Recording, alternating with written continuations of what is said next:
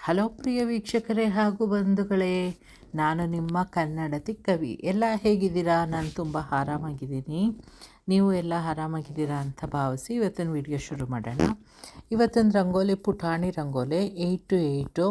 ಇದು ಶಿವರಾತ್ರಿಗೆ ಅಂತಲೇ ಬಿಡಿಸಿರೋವಂಥ ರಂಗೋಲಿ. ಯಾಕೆ ಅಂತಂದರೆ ಶಿವರಾತ್ರಿ ಹಬ್ಬ ಬರ್ತಾ ಇದೆ ಅಲ್ವಾ, ಇನ್ನೇನು ಅದಕ್ಕೆ ಈಗಲಿಂದ ಕಲ್ತ್ಕೊಂಡ್ರೆ ಹಬ್ಬಕ್ಕೆ ಒಳ್ಳೆ ರಂಗೋಲಿ ಬಿಡಿಸ್ಬೋದು ಅಂತ ಈಗ ತೋರಿಸ್ತಾ ಇದ್ದೀನಿ. ಹಾಗಾದರೆ ಬನ್ನಿ ಶುರು ಮಾಡೋಣ. ನೀವೆಲ್ಲ ರೆಡಿನಾ? ನಾನು ರೆಡಿ. ಬನ್ನಿ ಶುರು ಮಾಡೋಣ.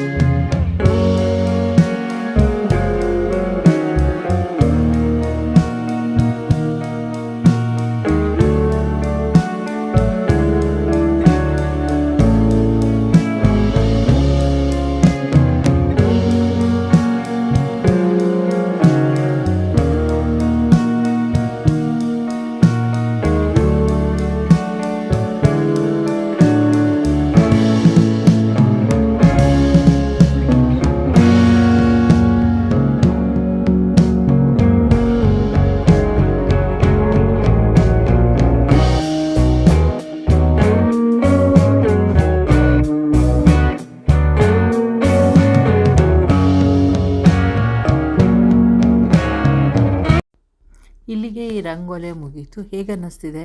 ಸಿಂಪಲಾಗಿ ತುಂಬಾ ಚೆನ್ನಾಗಿದೆ ಅಲ್ವಾ ಬಿಡಿಸೋದಕ್ಕೆ. ಈ ಸಿಂಪಲಾಗಿಂದ ಬಿಡಿಸ್ತಾ ಹೋದರೆ ಚೆನ್ನಾಗಿ ಬರುತ್ತೆ. ಅದಕ್ಕೇ ಈ ರಂಗೋಲಿ ತೋರಿಸ್ದೆ. ಶಿವರಾತ್ರಿಗೆ ಬಿಡಿಸೋದಕ್ಕೆ ಅಂತೂ ತುಂಬ ಚೆನ್ನಾಗಿರುತ್ತೆ. ಬಣ್ಣಗಳ ಹಾಕಿಬಿಟ್ರಂತೂ ಇನ್ನೂ ತುಂಬ ಚೆನ್ನಾಗಿ ಕಾಣುತ್ತೆ.